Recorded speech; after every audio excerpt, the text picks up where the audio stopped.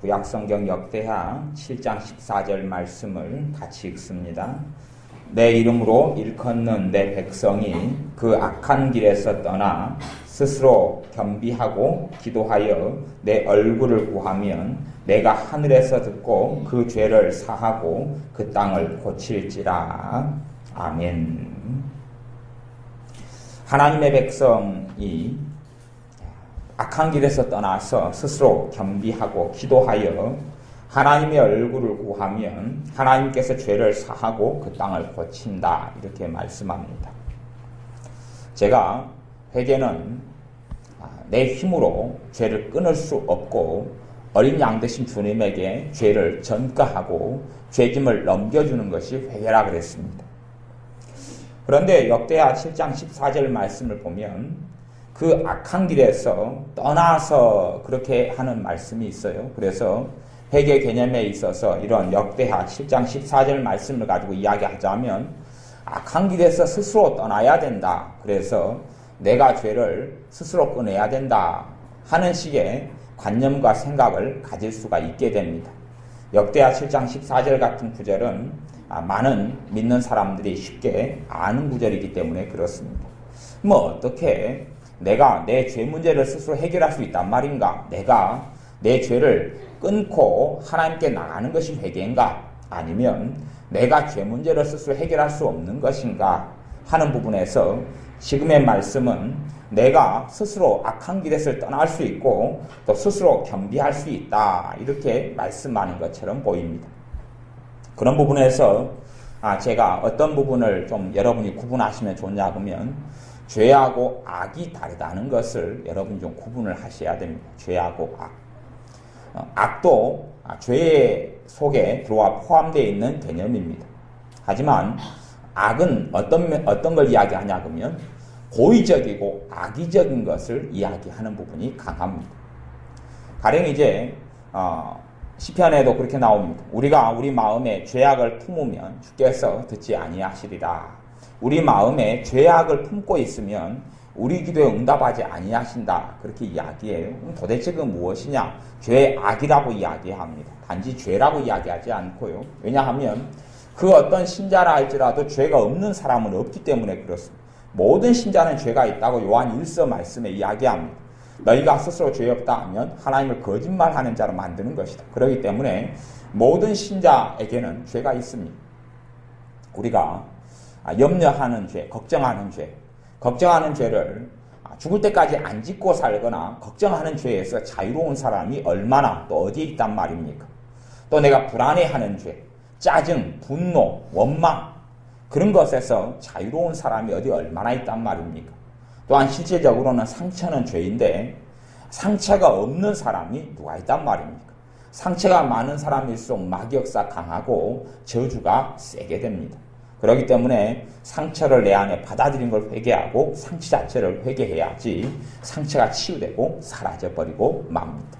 주님의 십자가의 권능은 회개를 통하여 나타납니다.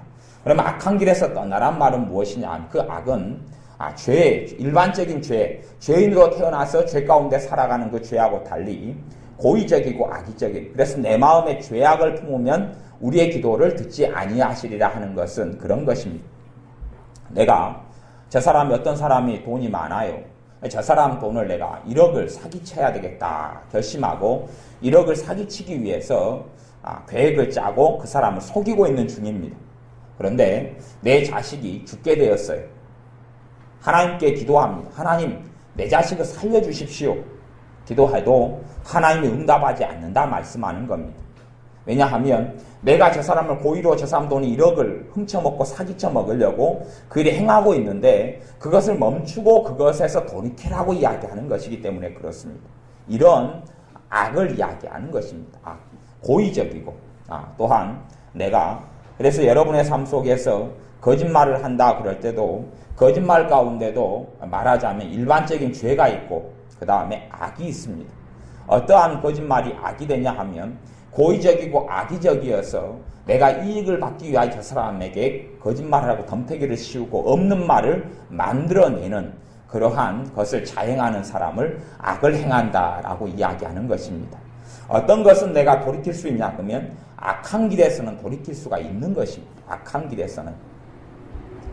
폭력배 같은 경우도 사람을 자기가 이로움을 얻기 위하여 사람 집을 폭력을 행하고 악을 행하고 그리고 그 사람을 폭행하거나 아니면 심지어 인신매매로 팔아넘기기까지 함. 그것을 악이라고 그럽니다.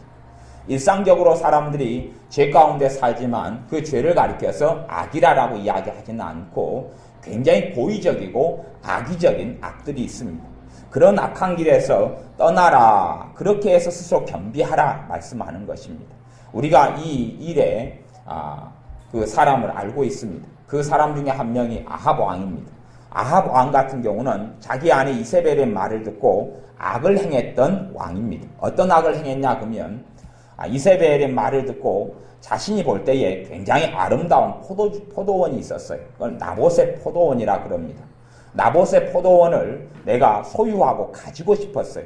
나봇의 포도원을 가지고 싶어서 나봇의 포도원을 자기는 왕이기 때문에 굉장히 좋고 많은 것들을 가지고 있었는데 그럼에도 불구하고 자신이 더 좋은 포도원을 가지고 싶어서 나봇을 죽여버리고 나봇의 포도원을 취합니다. 나봇이 짓지 아니한 죄를 지었다고 모함해가지고 죽여버리고 맙니다. 그런 것을 악이라고 그럽니다. 그 악한 죄 가운데서도 하나님께서 아합 왕을 죽여버리겠다고 선지자를 통해 선포하셨는데 아합 왕이 겸비해서 잠깐의 어려움과 하나님의 심판을 유예시키고 면해진 건 아니고 다 용서받은 건 아니고 이가 겸비하긴 했지만 진짜로 회개하고 돌아선 사람은 아니었기 때문에 그래서 좀 연장되는 일을 겪습니다. 그러한 하나님의 은혜를 입습니다. 그래서 우리의 삶 속에서 죄가 있고 악이 있고 죄하고 악이 좀 다르다는 개념을 우리가 이해하시면 좋겠습니다. 고의적이고 악의적이고 이런 것이 악이고 죄는 이 악을 포함하고 있는 것이지요. 그래서 모든 사람이 죄인입니다. 그런데 모든 사람을 악인이라 이렇게 또한 말하지는 않습니다. 죄인 가운데도 그 죄질이 굉장히 악하고 고의적이고 사악한 사람들이 있는 것이에요. 우리가 이 귀신들을 대해서 다른 말로는 악한 영이다 아니면 악령이다 그럽니다. 근데 죄영이라고 이야기는 하진 않아요. 사람은 죄인으로 태어나지만 죄를 짓기도 하고 안 짓기도 하는 삶을 살지만 귀신들에 대한 존재는 존재 자체가 악입니다. 그래서 악한 영이다 이렇게 이야기하는 것이에요. 성경의 이런 부분에서 죄와 악이라는 것이 완전히 다르지는 않지만 죄라는 개념 속에 악이라는 게 포함되어 있고 죄보다 죄가 훨씬 더 진보하고 나아가서 되어지는 것을 악이라고 여러분이 알고 계시면 성경을 이해하기가 좀 훨씬 나을 것입니다. 그런 부분에서 악한 길에서 떠나라 그러는 것이지 죄의 길에서 떠나라 이렇게 이야기하는 건 아닙니다. 왜냐하면 죄는 죄의 길에서 내가 떠날 만한 내 자신의 능력도 없고 죄의 길에서 떠날 만한 그러한 내게 의로움도 없고 가능하지도 않기 때문에 그렇습니다. 여러분이 여러분의 삶 속에서 내가 염려라는 죄가 있다. 그러면 내가 염려에서 떠난 다음에 하나님께 회개가 가능하다면 그건 불가능한 일이 될 것입니다. 누가 염려에서 떠날 수 있는 사람이 누가 있단 말입니까? 오늘 염려했고 떠났다 해도 또 내일 염려가 찾아오는 것 아닙니까? 일상적으로 우리가 짓는 죄들은 사실은 내 힘으로 어떻게 해결할 수 없는 것입니다. 대부분이 그렇습니다. 분노라는 죄를 회개하는데 분노라는 죄에서 내가 떠날 수 있느냐? 떠날 수가 없는 것이에요. 그건 불가능한 일입니다. 주님이 아니고서는 죄 문제를 해결할 수가 없습니다. 근데 악이라는 것은 그것보다 나아가서 내가 여러분이 꾸미고 있습니다. 오늘 저녁에 내가 강도짓을 해야 되겠다. 어느 집에 가서 내가 강도짓을 하려고 준비를 하고 있고 칼을 갈고 있습니다.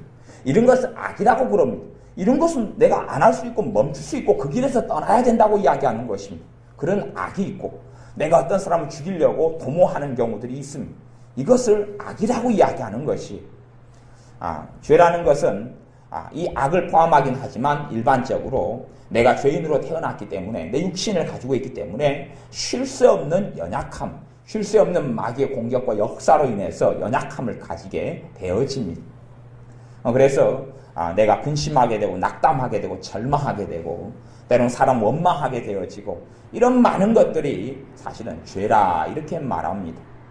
그래서 이런 부분은 내 힘으로 내 스스로 정리하거나 끊을 수가 없게 됩니다.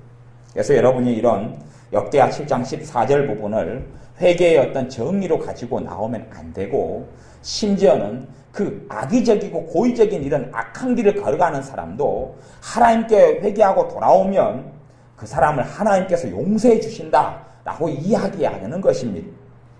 그 악한 길에 떠나면 그 사람의 죄를 사해주고 그 땅을 고쳐준다라고 이야기하는 것입니다. 그래서 이 본문은 회개에 대한 것 이전에 하나님의 긍휼과 자비를 이야기하고 있는 말씀입니다. 긍휼과 자비입니다.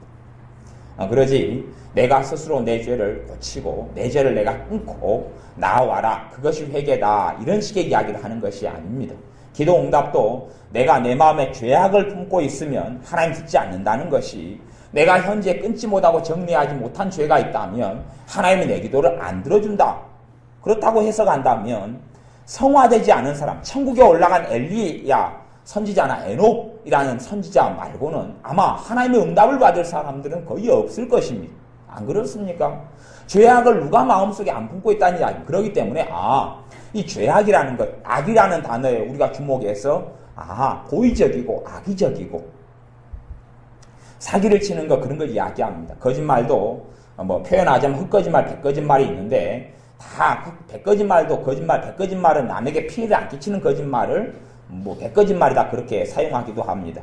그리고 백거짓말이나 헛거짓말이 다 죄냐, 아니면 백거짓말은 괜찮냐 어쩌냐 하는 문제도 나오고 논란도 나옵니다만은, 그것은 우리가 깊이 있게 생각할 문제까지는 아닙니다. 그냥 쓸모없는 논쟁으로 가니까 그건 제껴두고, 우리가 거짓말 가운데 어떤 것이 악이 되냐 그러면 없는 것을 만들어 가지고 이야기하는데 상대방을 피해를 주고 상대방의 인생과 삶을 무너뜨리기 위해서 하는 거짓말이, 이것이 악이다 그러는 것입니다. 얘가 컴퓨터 게임을 좋아해서 컴퓨터 게임을 하고 있습니다. 근데 엄마가 전화했어요. 야, 너 지금 뭐 하고 있냐? 예, 엄마, 나 공부하고 있어요. 누가 무서워요? 컴퓨터 게임을 하고 있다는 것을 엄마가 알게 되면 가만 안 둘 테니까, 또 매를 맞을 수 있으니까 무서워가지고 엄마, 나 지금 공부하고 있어요 라고 하는 것은 그걸 악이라고 이야기하지는 않습니다. 근데 악이라고 이야기하는 그런 거짓말은 상대방에게 없는 걸 만들어내서 꼭 바리새인 서기관 대제사장들이 우리 주님 예수님을 죽이려고 없는 걸 만들어내가지고, 그래서 예수님을 모함해서 죽이려고 했던 그것이 악이라 그러고, 그런 악인들은 하나님 앞에 서지 못하게 되는 것입니다. 그 악한 길에서는 돌이켜야지 되는 것입니다. 하지만 죄에서는 내 힘으로 돌이킬 수가 없습니다. 악에서 아무리 돌이킬 수 있다 해도 악은 정말 사악하고 고의적이고 악의적인 것이어서 그것은 다 가능하지만, 사람의 내 본성 안에, 본질 안에 들어가 있는 이 죄의 길에서는 아무도 돌이킬 수가 없습니다. 그리고 그 길을 걸어가는데 돌이킬 수 없고 주님의 십자가로만이 죄의 문제가 해결이 가능합니다. 우리가 회개를 할 때에 내 힘으로 죄의 문제를 해결할 수 없다는 것을 알아야 합니다. 우리가 고린도전서 11장에 보면 어떤 사건이 나오냐 그러면 그 성찬식의 사건이 나오는데, 고린도 교회가 성찬식을 할 때에 하나님이 고린도 교회를 심판해가지고 죽은 사람도 생겼고 병든 사람도 생겼고 몸이 약하게 된 사람들도 생겼다라고 이야기합니다. 그럼 그것은 왜 그런 일이 벌어지느냐 하면 고린도 교회가 악을 저질렀기 때문에 그렇습니다. 죄가 아니라 악을 저질러서 그렇습니다. 어떤 식의 악을 저질렀느냐 하면, 너희가 성찬식을 그렇게 함부로 하면 주님의 몸과 피를 범하는 죄가 있느니라 라고 이야기했는데, 주님의 몸과 피를 범하는 죄악이 죄 중에서 가장 악의적인 큰 죄에 속하는데, 어떤 일이 고린도 교회에 벌어졌냐 하면, 당시에 고린도 교회 교인들은 우리나라 보릿고개 같이 못 먹고 못 사는 사람이 참 많았습니다. 그래서 교회에 예배드리러 나올 때에도 이 식사는 못하고 나와요. 먹을 것이 없으니까. 감자나 고구마 먹을 것도 없어서 굶고 나옵니다. 굶고 나오면 당시에 초대교회는 모일 때마다 성찬식을 했어요. 우리같이 작은 빵이나 떡 조각 그리고 포도주를 조금 마시는 게 아니라 식사로 했던 거예요. 식사로 했기 때문에 배가 고프고 굶주린 사람은 성찬을 하면서 식사를 했어요. 그런데 이제 교회가 돈이 있는 교회가 초대교회가 아니기 때문에 성찬 시간에 음식을 주로 누가 가져왔냐 그러면 부유한 사람들, 부자들이 가져왔어요. 근데 부자들은 집에서 충분히 먹을 음식들이 있단 말입니다.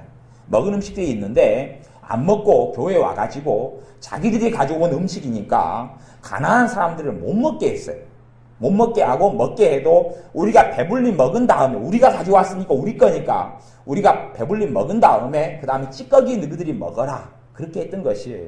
이게 참으로 가난한 사람들이 교회에 와서 멸시받고 천대받고 핍박받고 그리고 성찬식에 참여할 때도 동일하게 같이 참여했던 게 아니라 찌꺼기.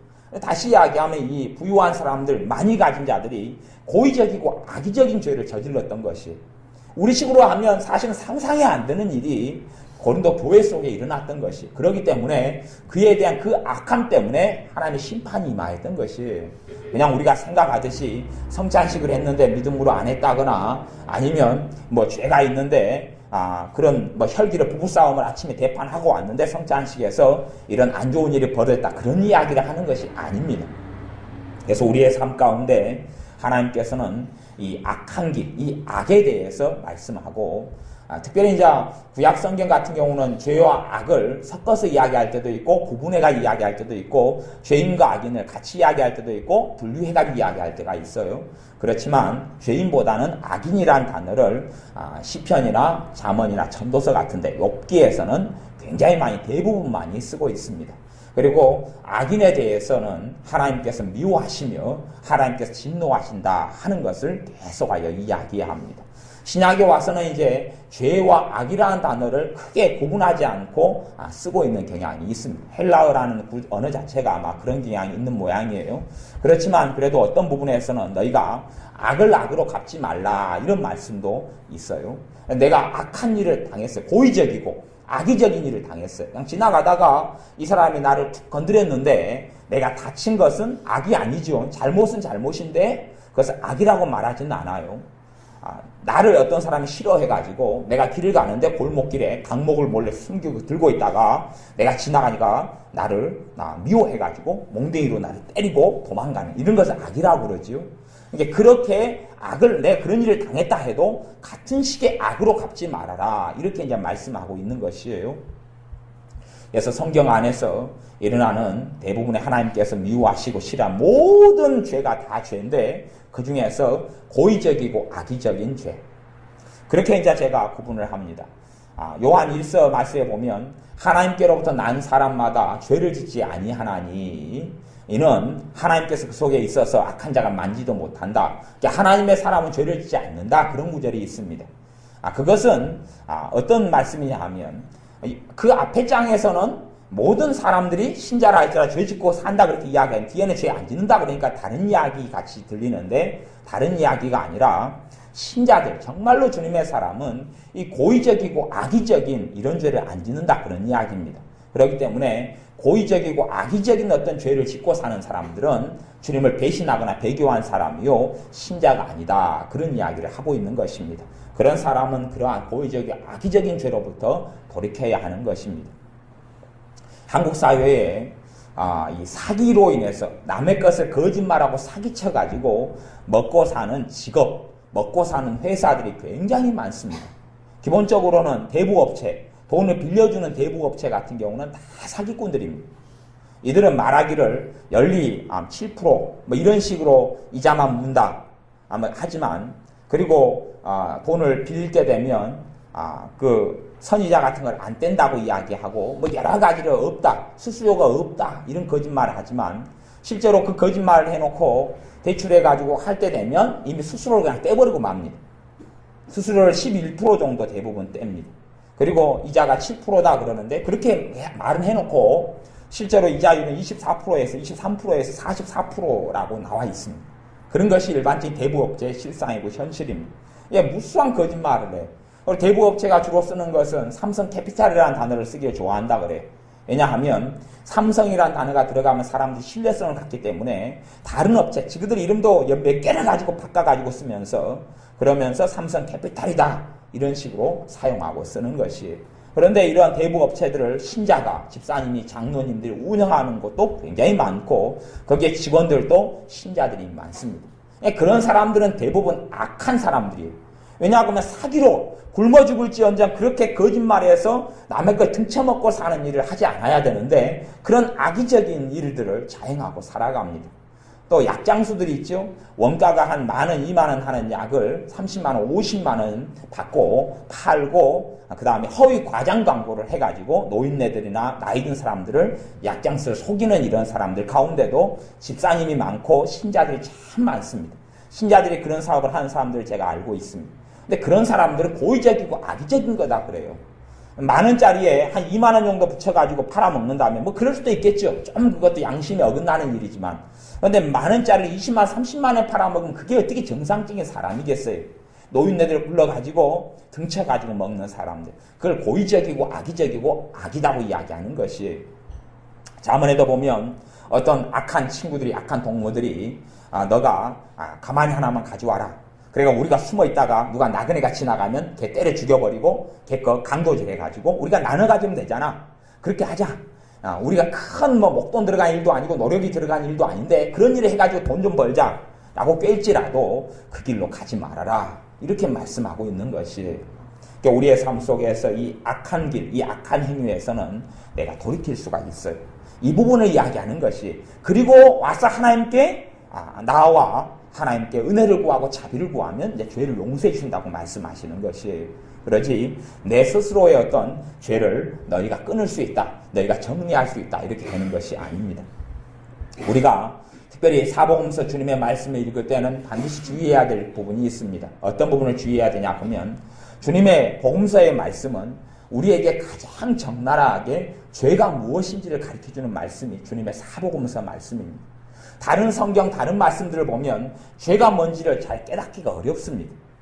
오히려 위안을 받고 오히려 스스로 내가 된체하지만 주님의 말씀과 부딪히고 만나면 아주 적나라하게 죄에 대하여 부딪히고 충돌할 수밖에 없습니다. 그래서 많은 신자들은 사복음서 보기를 싫어합니다. 사복음서 보기를 싫어하는 이유가 또 나는 신자이기 때문에 그 말씀하고는 상관이 없다. 주님께서 너가 눈으로 죄를 짓거든 눈알을 뽑아버려라. 아주 죄의 심각함을 이야기하시는데 우리는 거기에서 눈으로 짓는 죄가 없다. 눈으로는 죄 안 짓고 산다. 손으로 발로 죄 안 짓고 산다. 그렇게 생각하고 말하는 것입니다. 누가복음 같은 경우도 누가복음 12장 말씀을 제가 읽어보면 12장에 어떤 말씀이 있냐 그러면 예수님께서 제자들에게 10장 1절부터 본 말씀하에 가라사대 바리새인들의 누룩 곧 외식을 주의하라. 바리새인들의 외식을 주의하라고 말씀하면서 12장 2절부터 3절에는 감추인 것이 드러나지 않을 것이 없고 숨은 것이 알려지지 않을 것이 없나니 이러므로 너희가 어두운 데서 말한 모든 것이 광명한 데서 들리고 너희가 골방에서 귀에 대고 말한 것이 집 위에서 전파되리라. 그러므로 5절에 보면 누가복음 12장 5절에 보면 지옥에 던져넣는 권세 있는 하나님을 두려워해라. 내가 참으로 너희에게 이르노니 하나님을 두려워해라. 하나님을 두려워해라고 주님께서 2번을 이야기합니다. 무엇 때문에요? 죄 때문에 그렇습니다. 죄 때문에. 바리새인들의 외식, 겉과 속이 다른 것, 위선 이것처럼 우리가 이 감추어서 행하고 살아가는 것이 다 드러나게 된다고 다 드러나게 되는 것. 죄에 대해서 이야기하는 것입니다. 다 드러날 날이 오고 우리가 골방에서 끼리끼리 숨어서 했던 것이 사람들 앞에 백일하에 다 드러나는 날이 온다. 이런 하나님을 두려워해라. 이거 죄에 대해서 이야기하는 거예요. 그러면 우리가 그걸 보고 회개할 것을 알 수가 있어요. 내가 감추어졌던 것, 남이 알면 창피하고 부끄러운 것, 수치스러운 것, 남이 알기를 원치 않는 것, 이런 것들이 죄구나 라고 알 수 있는 거고, 그것들이 하나님의 날이, 하나님의 때가 되어져서 백일하에 다 드러나 창피한 수치를 당하기 전에 그 부분을 가지고 주님께 나아가 회개해야 된다는 것을 말씀하고 있는 것이에요. 이렇게 마태, 마가, 누가, 요한복음은 우리의 죄의 실상에 대하여 정확하고 깊이 있게 말씀하고 있어요. 우리가 성경을 읽을 때에 반드시 성경에 읽는 이유가 죄를 깨닫고 알기 위해서 읽어야 합니다. 그러나 죄의 짐을 내가 짊어지면 나는 굉장히 어리석은 사람이 되고 말 것입니다.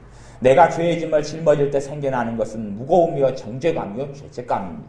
그런 가운데 기도하는 것은 전혀 아무런 열매를 맺지 못합니다.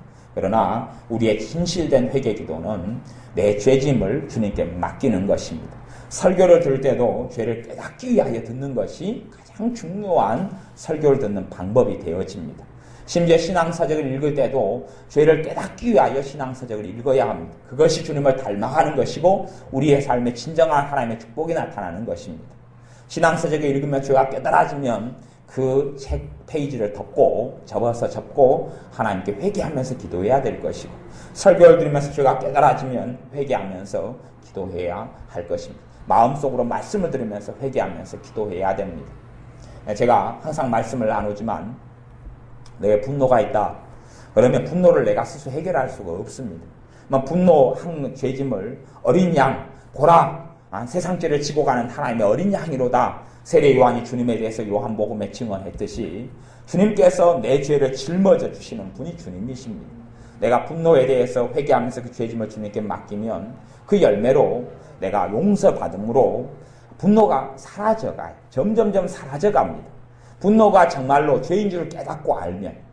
하지만 단지 라디오처럼 입으로 반복해서 죄가 분노가 죄이라는 실상을 깨닫지 못하고 그냥 분노했습니다, 용서해 주세요 라고만 해서는 처리되지 않습니다.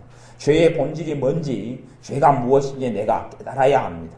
그래서 주님께서 너희가 깨닫느뇨 말씀하고, 주님의 복음을 전하였던 빌립 집사님도 이디오피아 내시를 만나서 너가 있는 것을 깨닫느뇨 라고 묻고, 주님께서도 너희가 아직도 깨달음이 없느뇨, 듣는 것이 왜 이리 둔하냐 라고 지하들 깨닫지 못함에 대하여 책망하고 성경 깨닫는 것에 있어서 굉장히 중요하게 말씀하고 있습니다. 죄를 깨닫는 것은 우리의 몫이고, 그리고 죄를 깨닫도록 우리가 죄를 깨달으려고 하면 성령님께서 깨닫도록 도와주시고 역사하시는 것입니다. 내가 죄를 깨닫고 주님 앞에 바로 서기를 원치 아니하면 죄를 깨닫게 하시는 성령의 역사가 전혀 없을 것이고, 내가 죄를 깨달으려 하면 성령님께서 깨닫도록 하시기 때문에 원천적으로 죄를 깨닫는 것은 100% 내게 책임이 있다, 이렇게 말할 수밖에 없습니다. 물론 100% 죄를 깨닫게 하시는 성령님이시지만 내게 그런 부분이 좌우됩니다. 그래서 우리가 죄를 깨닫고 나아가 죄짐을 주님께 넘겨드리면 그 부분이 풀려가기 시작합니다. 풀려가기 시작하고 자유케 되어져 가기 시작합니다. 내게 원망이 있으면 원망을 회개하고 그 원망에 대한 죄짐을 주님께 넘겨드리면 원망이 사라져갑니다. 내게 한이 마음속에 가득 차 있다 할지라도 한을 주님께 회개하면서 내어드리면 그러면 한이 없어져 가기 시작합니다. 내 마음이 시원해지고 평안해지고 기뻐지고, 회개하면서 내어드리면 나머지 부분은 성령님께서 내 안에 기쁨과 평안으로 채우십니다. 그러나 내가 주님께 그 죄짐을 넘겨드리지 않으면 전혀 주님께서 일하실 수가 없습니다. 이제 아이들 같은 경우도요, 회개를 시키면 입으로 너 미워했던 죄 회개해, 그리고 미움을 회개합니다. 회개를 시켜도 미움이 왜 죄가 되는지를 마음에서 깨닫지 않는 아이들은요, 미움을 회개해도 미움이 그대로 남아있어요. 그러면 얘가 죄를 깨닫지 않았다는 이야기예요. 회개 제대로 하지 않았다는 이야기예요.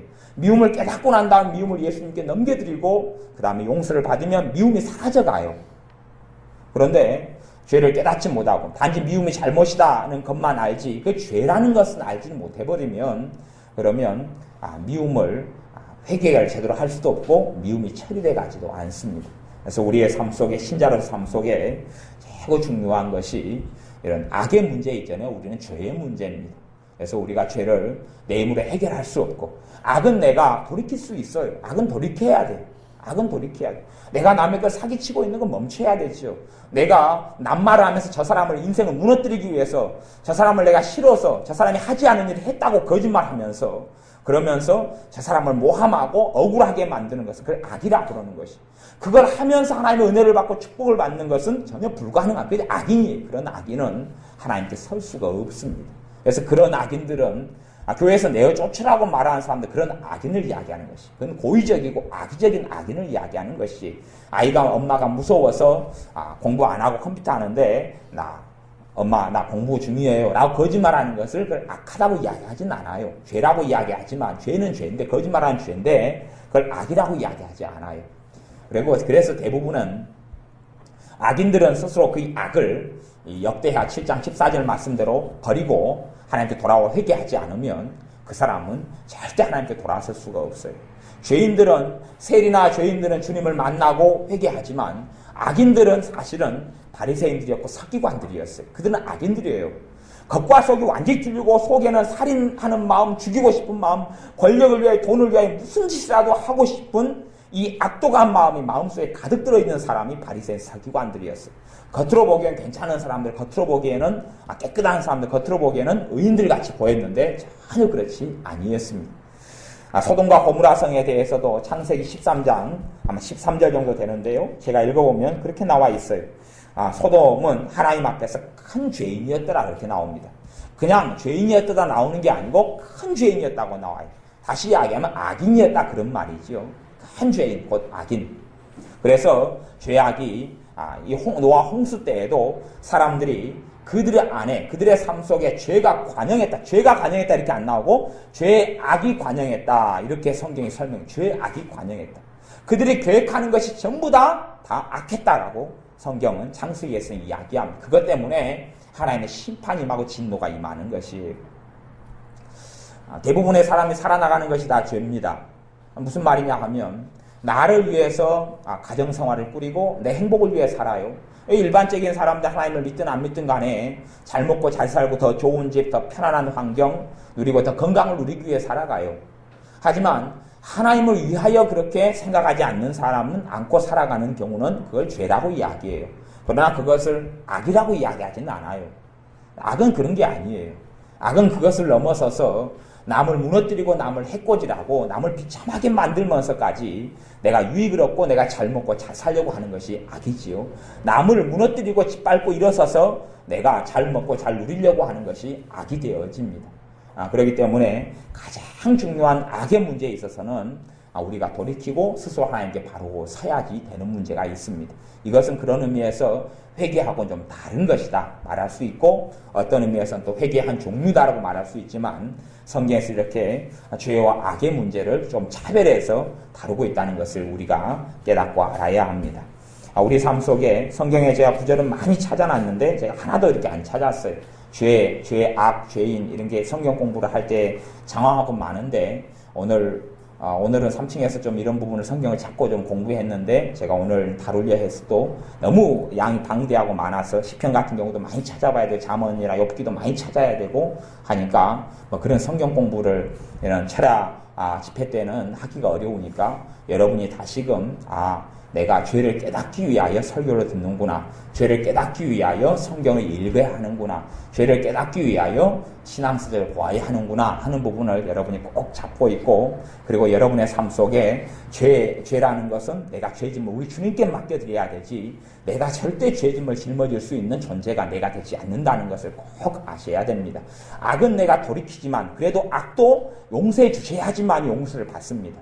근데 죄도 내가 죄짐을 지은 죄나 지은 악이 그대로 남아있지 이걸 주님께서 용서하지 않고 사해주지 않으면 어떻게 된단 말입니까? 그래서 우리가 죄짐을 주님께 넘겨드릴 때에 우리의 삶에 자유함이 오고 시원함이 옵니다. 제가 어떤 인터넷 카페 같은 데 가면 그런 데서는 보혈을 굉장히 강조하는 카페들도 있고 가르침들도 있어요.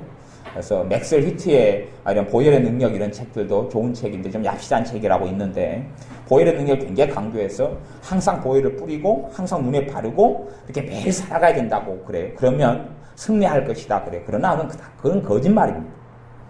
주님의 피는 너희의 죄를 위하여 흘리는 피라고 이야기해야 합니다. 주님의 피는 죄에 있어서 가장 능력이 권능이 역사하는 것이에요. 보혈을 아무리 1000번 만번 하루에 뿌려도 뭐합니까? 믿음으로 아무리 예수님의 피 뿌려도 죄가 있는 한은 아무런 역사하는 능력이 없어요. 죄를 통하여 마귀의 역사하고 죄를 통하여 저주가 들어오는 것이에요. 죄의 문제를 회개하고 나갈 때에 진정한 주님의 보혈의 권능이 나타나는 것이 왜 용서하시는 권능이 나타나는 것이 그리고 저주가 떠나고 마귀가 떠나가게 되는 것입니다. 죄가 관영하고 많은 곳에 마귀 역사는 가득합니다. 그러니까 세상 사람들은요 이 악인에 대해서만이 죄라고 생각하는 거예요. 세상 사람들은 악인에 대해서 악인 뭡니까? 강도질하고 그 다음에 강간하고 폭력하고 살인하고 사기치고 이것이 법률로 주로 정해진 것은요 이 형사처벌을 받는 것은 주로 악에 대해서 그러지 일반적인 범죄에 대해서는 안 그래요. 죄라는 거 그런 거잖아요. 이건 차선에다가 불법 주정차 해놓은 거 이런 것도 이 죄가 되지요. 그렇기 때문에 벌금을 매기잖아요. 하지만 형사처벌은 안 받지요.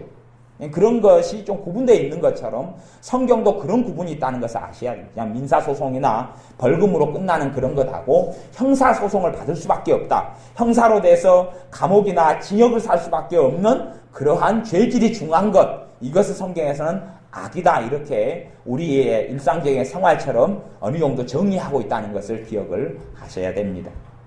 그래서 우리의 삶 속에서 이러한 죄에 대해서 주님께 넘겨드리면 주님께서 이 부분을 다루시고 주님의 보혈의 권능이 나타나서 깨끗게 하시기 때문에 내 삶의 변화가 가능한 것입니다. 근데 하나님의 말씀은요, 세상에서 죄라고 정의 내리지 않는 것을 하나님은 죄라고 그럽니다. 그걸 반드시 아셔야 됩니다. 여러분이 세상에서 제사 지냈다고 감옥에 갑니까? 안 갑니까? 안 가지요. 오히려 열심히 한 30년 제사를 지냈으면 세상 사람들 그렇게 말할지 모르겠습니다. 야, 효자 났네, 효부 났네 그럴 겁니다. 야, 조상을 30년 동안 빠지지 않고 제사를 지냈으니까 얼마나 효도하는 사람이냐 그럴 겁니다. 하지만 하나님께서는 첫 번째 순위로 가장 극악하고 악한 자다라고 하나님은 이야기합니다. 이게 차이예요. 이게 세상의 윤리나 도덕하고 하나님 말씀 전혀 극명한 차이를 보입니다. 아주 극명한 차이. 가장 큰 죄다 이야기합니다. 하나님께서는. 그래서 우리의 삶 속에서 윤리나 도덕으로 이야기하는 그러한 개념으로 자꾸 가지고 있으면 해결을 할 수가 없어요. 하나님 보시기에 죄라고 하는 것이 죄인 것이 세상에서 근심했다고 절대 법률이 우리 죄인으로 몰고 갈 수가 없습니다. 근심했다고 감옥에 들어간 사람이 있습니까? 염려했다고 감옥에 누가 들어갑니까? 불안해했다고 감옥에 들어갑니까? 아무도 안 들어갑니다. 하지만 우리가 불안하고 염려하고 조급하고 초조하고 절망하고 낙담하고 그것은 하나님께 죄가 되어져서 하나님을 믿지 않는 죄, 불신앙의 죄가 되어져서 이런 영적인 실제 감옥 속에 들어갑니다. 다시 이야기하면 마귀의 역사가 저주가 마귀 죄로 인한 마귀의 저주와 역사가 우리 삶 속에 그 죄만큼 가득하고 많아지는 것입니다. 생각으로 죄를 많이 지은 사람들은요, 생각 관리가 안 돼버립니다. 마음의 관리도요, 마음에 어둠이 들어오고 마음에 답답함이 들어오고 절망이 들어오는 사람들은요, 이게 마음을 내가 지키려 하고 생각을 지키려 해도 안 되는 것이 뭐가 있기 때문에? 죄가 있기 때문에. 마음으로 받아들인 죄들을 회개해야지 마음이 지켜져요. 생각으로 많이 지은 사람들은요, 평생 죽을 때까지 두통을 달고 살아야 됩니다. 두통을 달고 살아요. 생각으로 죄를 많이 지었으니까 머리가 항상 묵직하고 때로는 깨질 듯이 아프고 그 다음에 무겁고 두통이 나고 번민이 생기고 번잡스럽고 괴롭고 이런 일들이 주기적으로 자주 찾아옵니다. 생각으로 죄를 많이 지었구나. 야, 생각으로 죄를 안 지어야지. 생각으로 지은 죄가 어마어마하게 많은데 어떻게 안 지어줄 수 있단 말입니까? 죄는 죄를 끌고 옵니다. 하지만 생각으로 지은 죄를 주님께 넘겨드리면 죄에 대한 대가를 내가 받을 수가 없습니다. 내가 죄에 대한 대가를 받는다면 나는 지옥행입니다. 하지만 우리의 주님께 내 죄에 대한 대가와 죄짐을 다 넘겨드리면 그때부터 머리가 시원해지고 맑아지기 시작합니다. 용서가 된 것만큼, 회개가 된 것만큼 주님, 내가 생각으로 지은 죄 회개합니다. 장래일에 대해서 염려하고 고민하고 또한 돈 문제에 대해서 고민하고 염려하고 자식 문제에 대해서 고민하고 염려하고 회개합니다. 돈 문제, 자식 문제 주님께 맡겨드립니다. 주님을 내가 믿습니다. 그러면 머리가 맑아지기 시작하고 이 고민과 염려가 머릿속을 이제 깊이 있게 파고 들어오질 않습니다. 그리 되면서 우리의 기도가 믿는 기도, 믿음의 기도, 맡기는 기도가 되어집니다. 여러분의 삶 속에서 세상이 말하는 죄의 문제가 아니라 하나님께서 말씀하시는 하나님이 죄라고 말씀하시는 것이 죄라는 걸 알고 그런 부분을 처리하셔야 됩니다. 그래서 세상 사람들 살아가면서 우리가 살아나가면서도 염려가 많고 고민이 많은 사람들을 하나님이 정말로 내 인생과 삶에 별로 축복을 해주실 수가 없어요.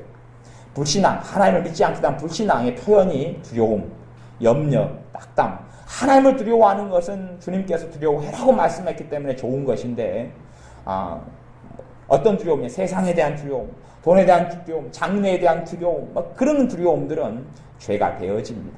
그런 게 많은 사람들, 그런 사람들이 남에게 해는 안 끼치고 살아도 또한 하나님의 큰 축복과 은혜를 누리고 살기는 어렵습니다. 왜냐하면 죄가 많기 때문에 그래요. 우리가 그 죄를 끌어안고 주님께 나아가서 넘겨드리면 주님께서 용서하실 것이고 우리를 점점점 자유케 되어집니다. 우리의 원망이 많은데 원망을 주님께 넘겨드리면 원망이 점점 없어져 버려요. 옛날에는 원망 때문에 한 번씩 중치가 막히고 화병이 치밀어 오르고 못 살겠고 그랬는데 없어져 버리고 말아요. 주님께 넘기니까 주님께서 치워버립니다.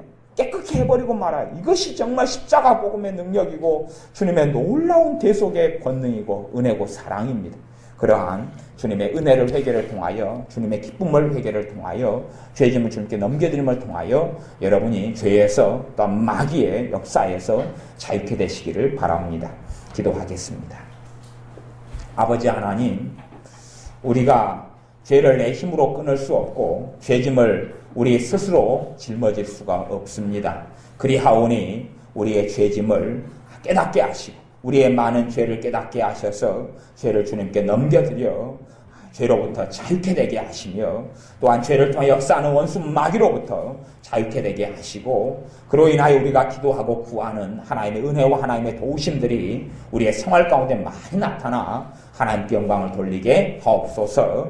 예수님의 이름으로 기도하옵나이다. 아멘.